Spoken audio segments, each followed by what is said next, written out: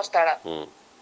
ప్రజలను ఆదుకోవడానికి వెళ్ళిన వ్యక్తి వాళ్ళకి ఏం అవసరం అది చూడాలి తప్ప ప్రజలకు అవసరం లేని భయాన్ని వాళ్ళలో సృష్టించి వస్తున్నాడు ప్రతి చోట. విజయవాడ వెళ్ళి అలాగే చేశాడు.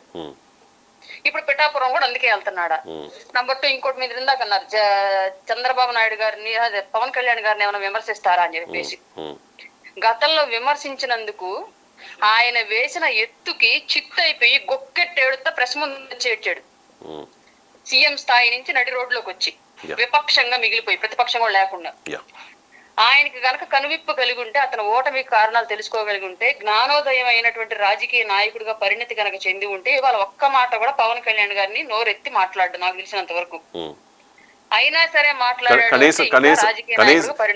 కనీసం మాట్లాడాల్సి వస్తే అంటే విమర్శలు చేయడానికి కాదు, కనీసం ప్రస్తావించాల్సి వస్తే పవన్ కళ్యాణ్ అని ప్రస్తావించినా చాలు. ఎందుకంటే ఇన్నాళ్ళు ఆయన దత్తపుత్రుడు అని మాత్రమే అన్నారు కదా గత 5 ఏళ్ల పాటు. ఇప్పుడంటే జనం చెత్తలో పెట్టి పడతారులేండి ఆ మాట అంటే. ఇప్పుడు అనలేండి ఆ మాట.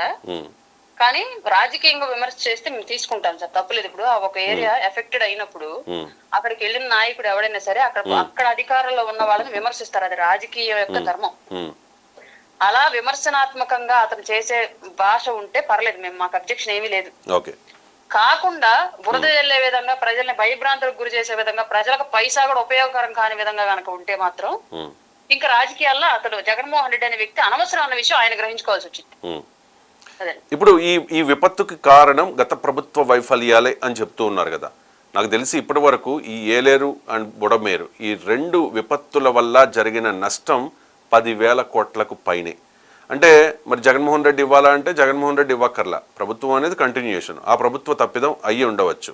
కానీ ఇప్పుడు ₹1 కోటి ప్రకటించారు. ఆ ₹1 కోటి కూడా ఇస్తారా లేదా అనేది క్లారిటీ లేదు. మీరు అంటే ఏం డిమాండ్ చేస్తూ ఉన్నారు జగన్మోహన్ రెడ్డిని?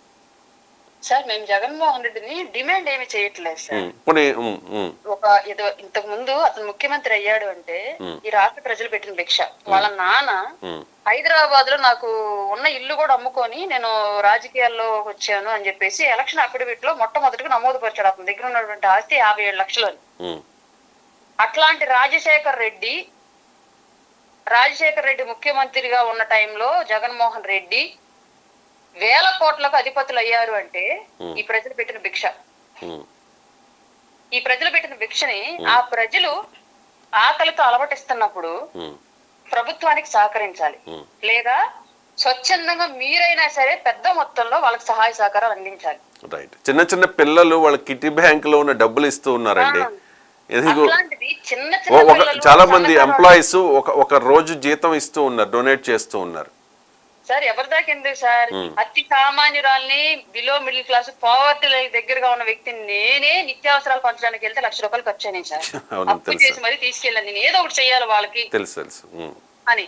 అట్లాంటి నేనే అంతదా వెళ్తే నాకు పవన్ కళ్యాణ్ గారి పిలుపు మేరకు అప్పు చేసి మరి వెళ్ళి సహాయం చేసి వస్తే 1000 కోట్లు ఉన్నాయి, నువ్వెంత చేయాలి సార్? నీ వెనకాల పవన్ కళ్యాణ్ చంద్రబాబు నాయుడు గారిని అసెంబ్లీలో సవాల్ చేశాడు సార్. ఒకసారి గుర్తుందో లేదో మీకు? మాకు గుర్తుంది. ఇంకా 150 మంది మేము కన్నెర్ర చేస్తే నువ్వు అసెంబ్లీలో ఉండగలవా అని ముఖ్యమంత్రి, ఇప్పుడున్నటువంటి ముఖ్యమంత్రి గారిని గత ముఖ్యమంత్రి గారు అసెంబ్లీలో ఛాలెంజ్ చేశాడు, వార్నింగ్ ఇచ్చాడు. ఇవాళ అదే జగన్మోహన్ రెడ్డిని అడుగుతున్నాను, ఆ రోజు చిటికేసిన 150 మంది ఈ రోజు చిటికేసి వరద బాధితులను ఆదుకోగలరా?